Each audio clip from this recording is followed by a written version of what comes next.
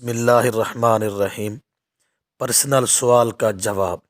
حالت حیض میں اور حالت جنابت میں قرآن چھونا اور پڑھنا حرام اور ناجائز ہے، اور ایسی تفسیر جس میں قرآن کے الفاظ غالب ہوں اور تفسیر کے مغلوب ہوں، جیسے جواہر القرآن وغیرہ، ان کو چھونا بھی حرام ہے۔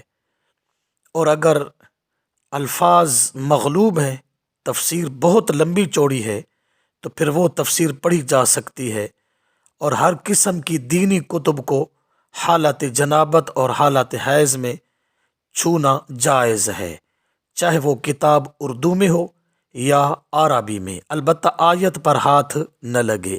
تحفۃ الاحوذی جلد نمبر 2 صفحہ 23۔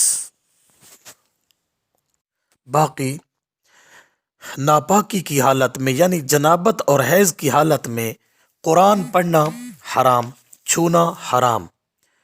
باقی کلمہ بھی پڑھ سکتے ہیں، درود بھی پڑھ سکتے ہیں، ذکر و اذکار، دعائیں چاہے قرآن میں سے پڑھیں یا غیر قرآن میں سے، وہ بھی پڑھ سکتے ہیں، تمام تسبیحات بھی پڑھ سکتی ہیں۔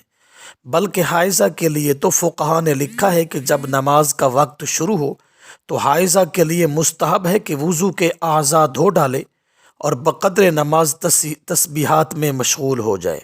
فتح ہندیہ جلد نمبر 1 صفحہ 38۔ خلاصہ یہ نکلا کہ قرآن نہیں پڑھ سکتی، نہ جنبی نہ حائضہ، نہ قرآن کو دونوں چھو سکتے ہیں، نہ ایسی تفسیر اٹھا سکتے ہیں جس میں قرآن کے الفاظ غالب ہوں۔ اس کے علاوہ یہ تمام تسبیحات، دعا، اذکار، تمام یہ چیزیں ادا کر سکتے ہیں۔ السلام علیکم۔ اگر آپ کے ذہن میں بھی کوئی سوال ہو تو آپ مجھے انسٹا پر، واٹس ایپ پر بتا سکتے ہیں۔ بہت شکریہ آپ کا۔ دعا میں یاد رکھنا۔ آپ کا اپنا مدثر افضل دودرا۔ اللہ حافظ۔